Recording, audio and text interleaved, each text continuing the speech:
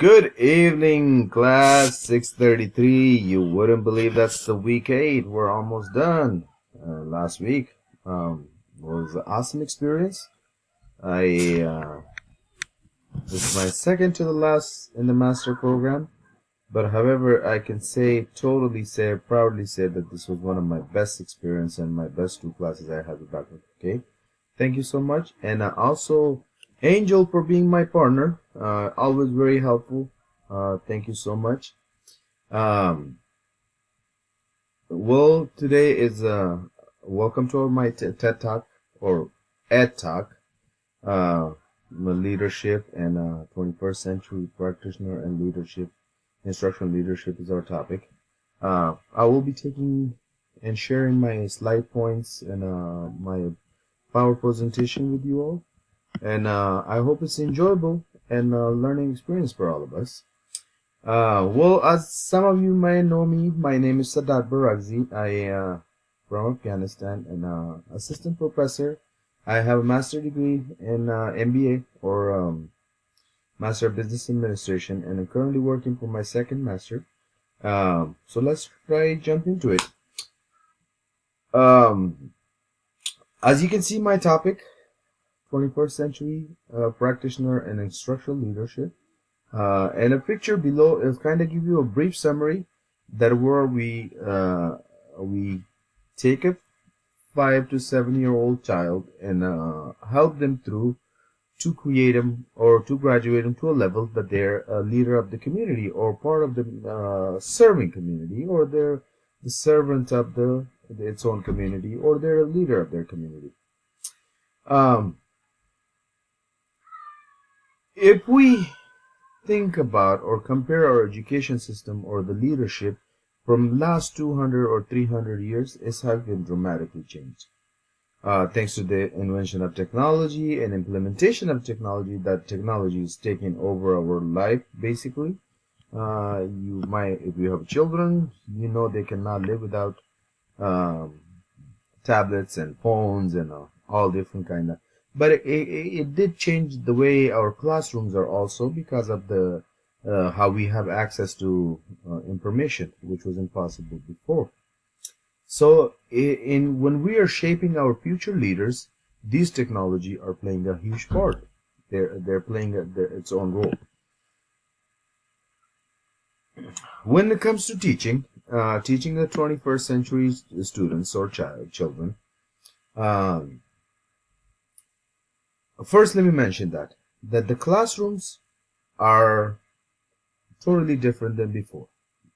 Traditional teaching was more like a teacher-led, and nowadays our classes are more student-centered. Student works in groups, student works in with peers, and share their ideas, and I think that's the best way of learning also. They collaborate more. Critical thinking plays a huge role. Planning and once 2 or 3 brains are working on the same goal or same project, that the outcome is always good. And also the communication takes place there, because they all sharing their ideas and different thinking and different which I really like about the communication part, because that's one of the most important part of leadership. So you have to be very good in communication. Technology, problem solving, they all can work on a different problem to come for the outcome or come for the solution. And also they teach them team building or teamwork. So I can say that the classrooms are the stepstone or the beginning of the leaders of the 21st century, and they learn collaboration, communication, creative thinking, and fair work. They need to understand how to work with each other.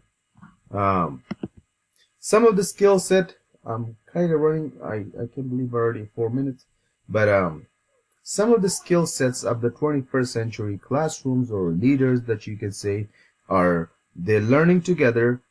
Students everything is student center. They promote togetherness. They're more connected. They're well informed.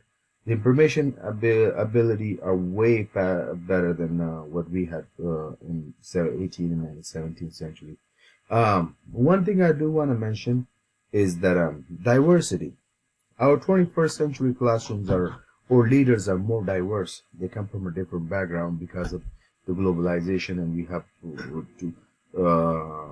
too many countries and people that comes from a different background, and they bring a lot of different asset with them in a sense of knowledge, information, and whatsoever, and culture. As I mentioned earlier, the learning styles are different. They learn different. The teaching methods are different. The teachers are teaching in totally different style. The curriculum, the implementation of technology, and all these are affecting our future leaders, or it's creating a leaders just for the 21st century. From before, I do want to mention this, that the parents' involvement is much higher than, because they're easier to connect with. You can have them on the phone. I get an email almost every day from their teachers. Oh, globalization. When you talk about 21st century, you talk about 21st century leadership, teaching, classroom, you cannot forget about globalization. Nowadays, there are more companies that they want to hire diverse workforce because they're dealing with the different countries. I do speak 6 different countries, 6 different languages.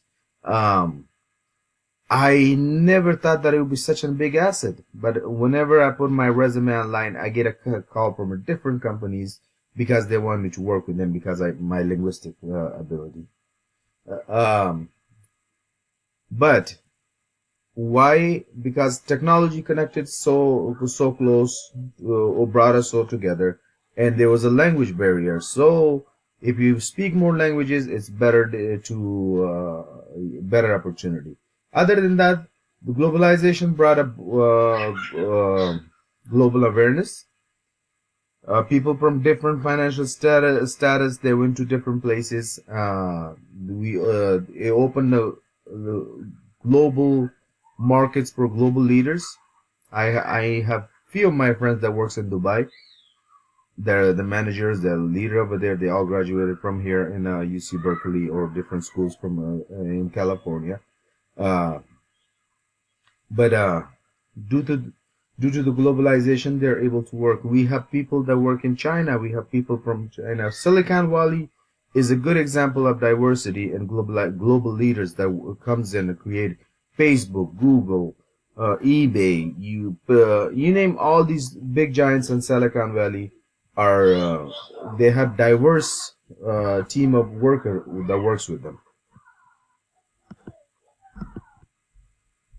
Okay, this is probably my favorite part that I would like to talk a little bit in depth. That way, we all have some leader or some inspiration that we take from somebody. There's, I think, impossible that you don't get inspired from somebody because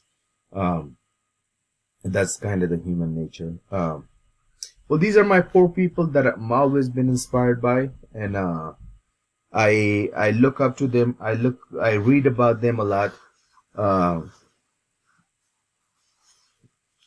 I'll change to my leadership costume, not costume, but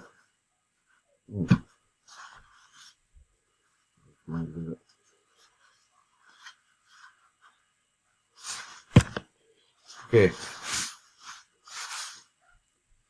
Dr. King influenced the whole world. Gandhi, Nelson Mandela, and Bacha Khan. Bacha Khan being from my place, so I follow his footstep. I do the most of the work he basically promoted. Next slide will have more. But at the same time, Gandhi ji or Dr. King or Nelson Mandela, these are some leaders that even though they are not in the world no more, but they still happen to influence people. Like there's a good saying, they say, live for yourself, take it with you, live for other, and leave a legacy. These are the people who left legacy. JF Kennedy. There's many more. But everybody has their own hero, and my hero is Baja Khan. Baja Khan,